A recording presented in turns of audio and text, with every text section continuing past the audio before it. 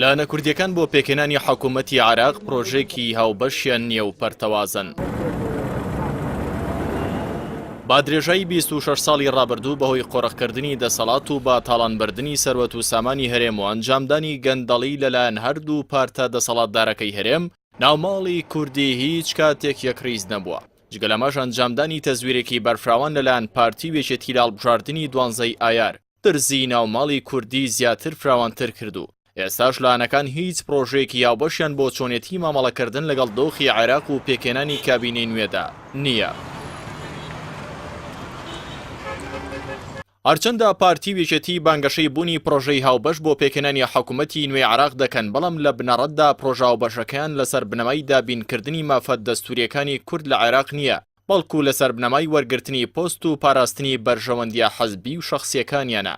ماوەی 14 ساڵە هەردوو پارتەکە زۆرینەی کورسی و پۆستەکانی کوردیان لە بەغدا لابووە، کەچی لە بری چارەسەرکردنی کێشاڵپەسێردراوەکانی هەرێم و ناوەند کێشەکانیان ئالۆستر کردووە و لە بری گێڕانەوەی خاک لە ماوەی 48 کاتژمێردا لە سەدا 50 خاکی کوردستانیان دۆڕاند و تەسلیمی عێراقیان کرد.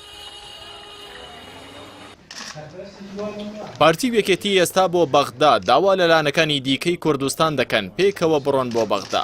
ئەمەش لە کاتێکدایە کە ئەم دوو هێزە بەهۆی خراپ بەکارهێنانی دەسەڵات هەموو بنەمایەکی یەکڕیزی و پرۆژەی هاوبەشیان لەناو بردووە.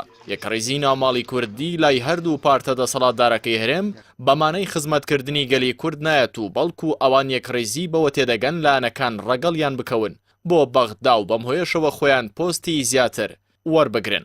ئاماژەکانیش ئەوەمان پێدەڵێن کە یەکڕیزی ناوماڵی کوردی لا باشکردنی دۆخی هەرێم و ئەنجامدانی چاکسازی و شەراکەتی ڕاستەقینە و بەکارهێنانی سەرۆت و سامانی هەرێم بۆ خەڵک بەرجەستە دەبێت. ئەو کاتەش لایەنەکان دەتوانن یەکریز و تەباو ڕەبابن بۆ عێراق.